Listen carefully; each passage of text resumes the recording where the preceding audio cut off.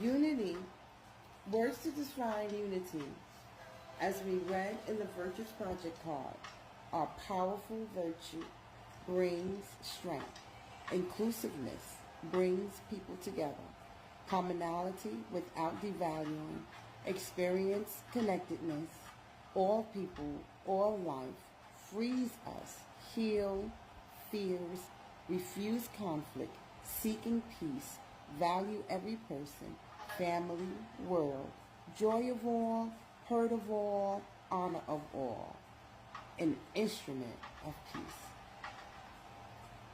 I sit here asking myself, what am I doing?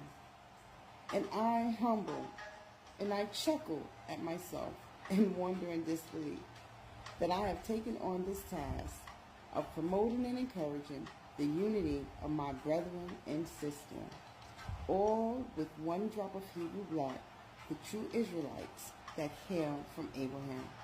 Call. So let me just go back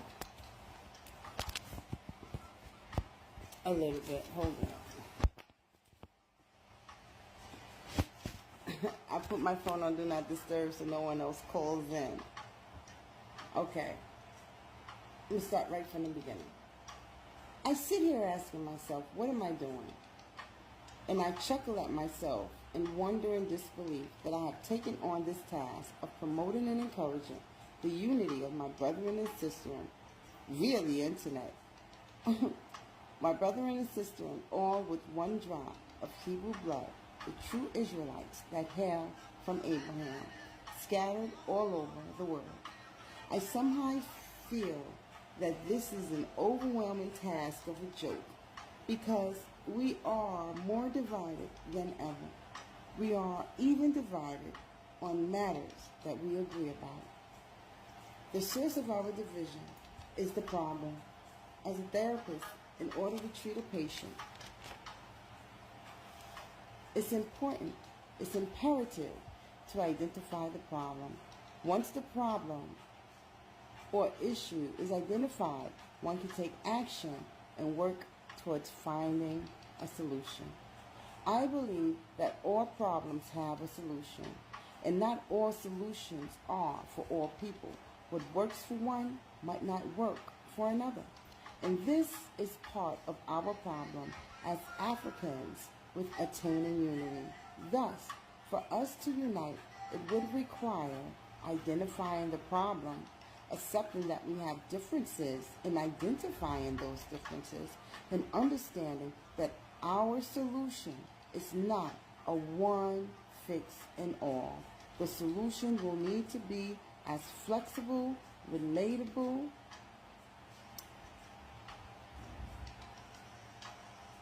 to all people. So let's look at division and unity on a continuum, and it will help us to understand better. This is the continuum. You see? On this side, we have division of unity. This side is the solution. This is healing. These are each of our problems. This is the solution. This is the goal, which is unity. So unity on this end, divisiveness on this end, solution in the middle. If we work towards the solution, we can identify each problem and work towards unity. Thus, by identifying a problem on one side of the continuum, we treat it with the solution. So by identifying a solution for each problem that causes or reinforces division, we can begin the process of unity. Today, we will focus on identifying the problem. When I read about history, I didn't realize so much information came from one source. Everything that I learned about Africa and Africans came from books, movies, or the news. Most of it was negative. My earliest memories about Africa was that it was a land of strife, wars, disease, famine, and poverty. I had never been to Africa. In fact, I had no desire to go there. I had a friend some years ago who frequently traveled to Africa, Nigeria specifically. He had pictures and in cities and buildings similar to America. There weren't huts made in straw and clay and mud, as I had previously thought. He told stories of business ventures between himself and his African associates, beginning the change of my world view of Africa. As an African American or Black American as I am identified abroad, the images and stories about the Africa that I knew of came from the books and screenplays written by Europeans. This is the truth. The history of the Black American in America is a tumultuous one of enslavement, degradation, separation, discrimination, racism, and genocide. In our schools, once we were allowed to learn and have schools, our books came from European powers, the same powers that enslaved us for 400 years in America. All of us were enslaved, everyone of brown skin. If not enslaved, you were discriminated against, simply for the color of your skin and the texture of your hair. You were not allowed to work at certain places. You were not allowed to receive licenses for certain jobs. You weren't allowed to work in certain fields. You weren't allowed to attend certain functions, enter certain stores, drink certain water fountains, live in certain areas, dress in a certain manner, drive certain cars, be in certain areas, date anyone you wanted. As a Black American, white Americans wanted you as far away from them as possible, except for matters of working for them and for entertaining them. In day-to-day living as equals, you were not allowed. You were once their property to do as they wished, and they did many horrific things to your people that today many Black Americans are still suffering from the intergenerational effects of the trauma of slavery. The things that white folks did to Black folks for over 400 years, beginning with stealing, murdering, torturing, and raping of our men and women and children, are atrocious, barbaric, and inhumane. Through their own research methods, the very methods we use today as the focus of understanding, as the basis of understanding things via the scientific method, they had determined that we blacks were inferior beings with small brains, reinforcing hatred and enslavement and criminalization of Black people all over European countries. Black Americans, once freed from slavery, had no money or assets to start their new life in freedom. The government of America gave money to the slave owners for their loss of slaves. Perhaps the thought was, well, the blacks are free. The price for freedom was paid by the government. Nothing more was to be done. Black Americans, once freed, began to scatter and fight for equal rights to live life as all of those of you blacks who come to this country now.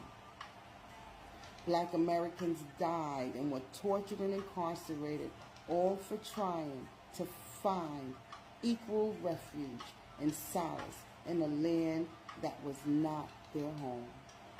They did not know Africa and all of the customs once they landed on the shores of Jamestown and the slave ship was beat out of them.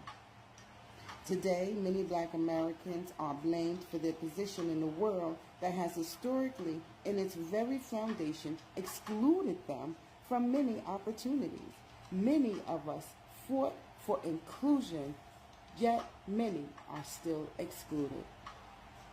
All these decades later, Martin Luther King, a great preacher man, was murdered for preaching equal rights and inclusion for blacks and whites in America. Malcolm X, a great Muslim leader, was murdered for preaching a separate independent nation for black people. After living a lifetime of inclusion in the ridiculous fighting for equal rights and equity in America, I come to believe that inclusion for the Black American has failed. not in regards to our success, as many of us have arisen out of our hoods and into a higher level of living, working, professions, and earning more money than we would have ever been able to 50 years ago.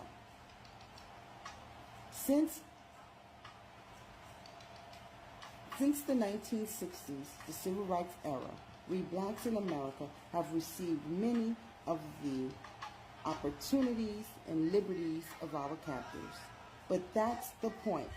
Through inclusion, they have been able to control who does and doesn't have access to their opportunities.